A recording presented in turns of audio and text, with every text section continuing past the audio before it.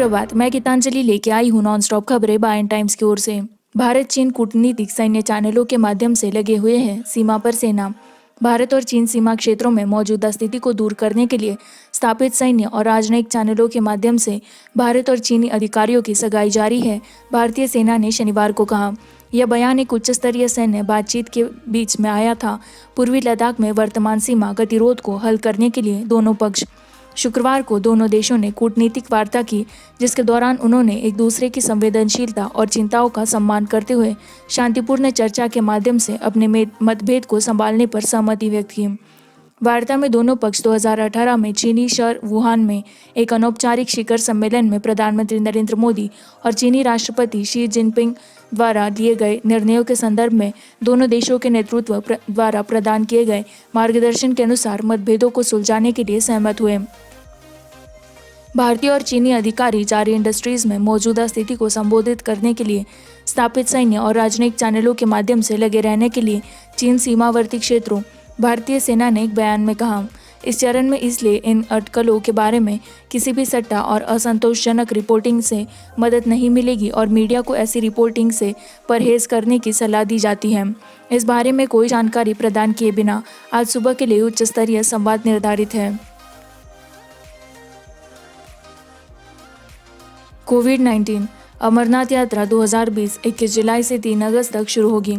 इस साल की अमरनाथ यात्रा जम्मू और कश्मीर में हिमालय की गुफा वाले मंदिर में 21 जुलाई से शुरू होकर 15 दिनों की अवधि की होगी और 3 अगस्त को समाप्त होगी। यह बात Shri Amarnath ji shrine board (SASB) के अधिकारियों ने कही है।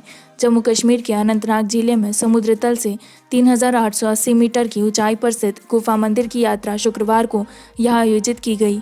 यात्रा की अवधि में इस बार कमी की गई है क्योंकि कोरोना वायरस महामारी के कारण साधुओं के लिए केवल 55 वर्ष से कम उम्र के तीर्थयात्रियों को अनुमति दी जाएगी। SASB के एक अधिकारी ने कहा कि यात्रा शुरू करने वाले सभी लोगों के पास नकारात्मक प्रमाण पत्र होने चाहिए। तीर्थयात्रियों को वायरस के लिए क्रॉस चेक किया जाएगा ताकि उन्हें जम्मू कश्मीर में प्रवेश करने की अनुमति दी जाए। साधुओं को छोड़कर यात्रा के लिए ऑनलाइन यह भी तय किया गया है कि 15 दिनों के दौरान सुबह और शाम गुफा मंदिर में की जाने वाली आरती का देश भर के भक्तों के लिए सीधा प्रसारण किया जाएगा। स्थानीय मजदूरों और बेस कैंप से गुफा मंदिर तक ट्रैक बनाए रखने में आने वाली कठिनाइयों यात्रा 2020 को गांदरबल जिले में बालटाल बेस कैंप से गुफा मंदिर तक हेलीकॉप्टर का उपयोग करके किया जाएगा।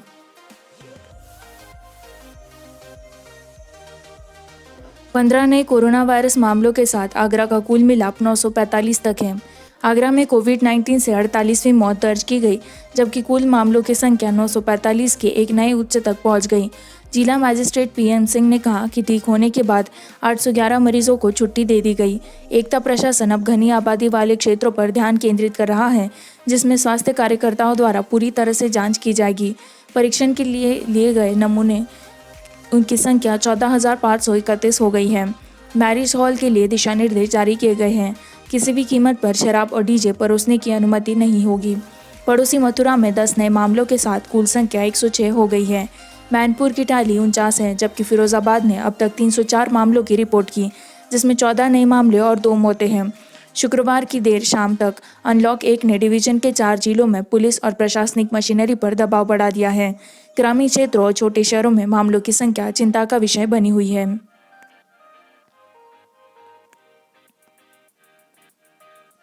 लोगों को नकद सहायता प्रदान करने से इनकार करके सरकार को नष्ट करने वाली सरकार MSMEs राहुल गांधी।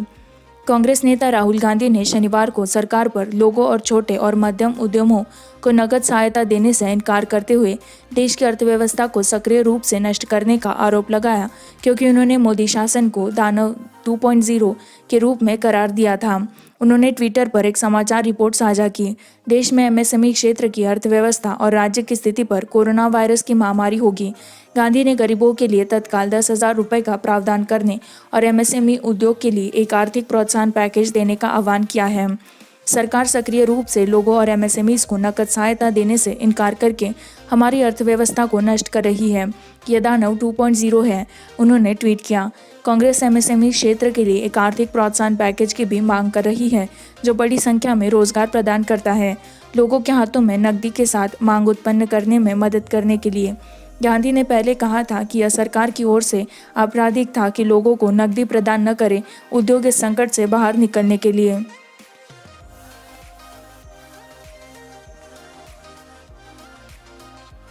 ओला ने सुरक्षा उपायों के साथ पुणे में सेवाएं शुरू की। शुक्रवार को प्रमुख ओला की सवारी ने कहा कि उसने पुणे में आवश्यक सुरक्षा और एहतियाती उपायों के साथ अपनी सेवाओं को फिर से शुरू किया है। पुणे के साथ ओला भी मुंबई, नासिक, नागपुर, औरंगाबाद, सोलापुर जैसे प्रमुख शहरों में अपनी सेवाएं दे रही है। अमरावती, इन शहरों में सिटीजन अब अपनी आवश्यक यात्रा आवश्यकताओं के लिए इन सिटी और आउट सिटी ट्रिप केवल इंट्रा स्टेट दोनों बुक कर सकेंगे।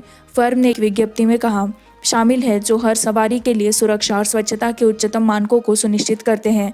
इसमें ड्राइवर भागीदारों और यात्रियों के लिए अनिवार्य मास्क का उपयोग, सवारी करने से पहले और बाद में कारों का गहरा संकलन शामिल है।